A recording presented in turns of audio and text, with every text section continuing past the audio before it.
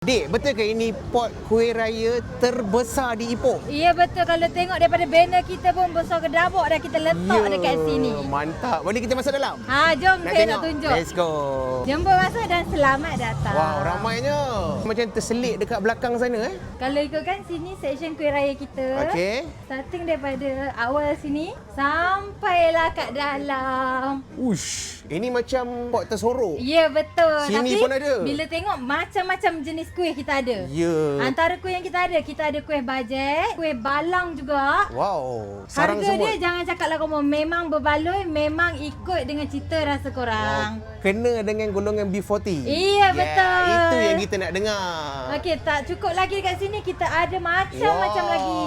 Starting dengan satu bekas RM8. Kalau ambil tiga, RM20 je. 3.20. Jangan risau, korang boleh campur-campur bekas, campur-campur jenis kuih raya. Perik panjang.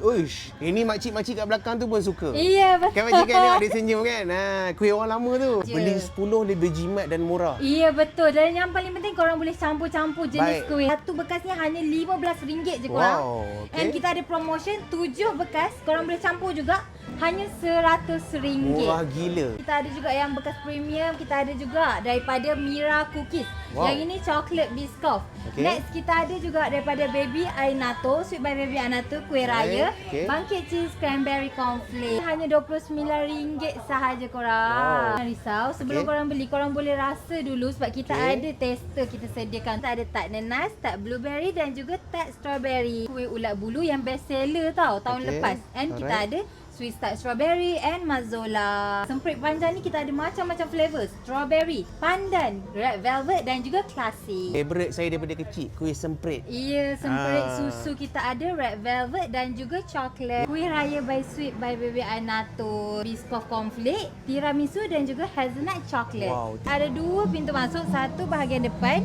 dan satu lagi bahagian belakang. Korang akan jumpa terus spot kuih raya kita. Selain daripada kuih raya, kita ada juga buku, air, koktail untuk Okey. korang berbuka puasa. Alright. Dan selain daripada tu, kita boleh pergi dekat section sebelah sini. Okey. Kita ada crepe, taufu fa. Wow. Dan macam-macam jenis dessert yang viral kita ada. Lagi-lagi tiramisu. Ramai orang Memang ramai orang pack sangat dekat sini. Kita ada hot item iaitu ras malai. Ras malai Datang Okey. cepat sebab stok sangat limited. Dijemput semua penonton Azwar Badrul untuk datang ke ERCDZ berhadapan dengan pintu masuk gerbang malam. Dan operation hours kita start daripada pukul 11 pagi sampai 1 pagi. Setiap hari kita Sampai buka. hari raya. Sampai malam raya. Malam raya. Baik, terima kasih.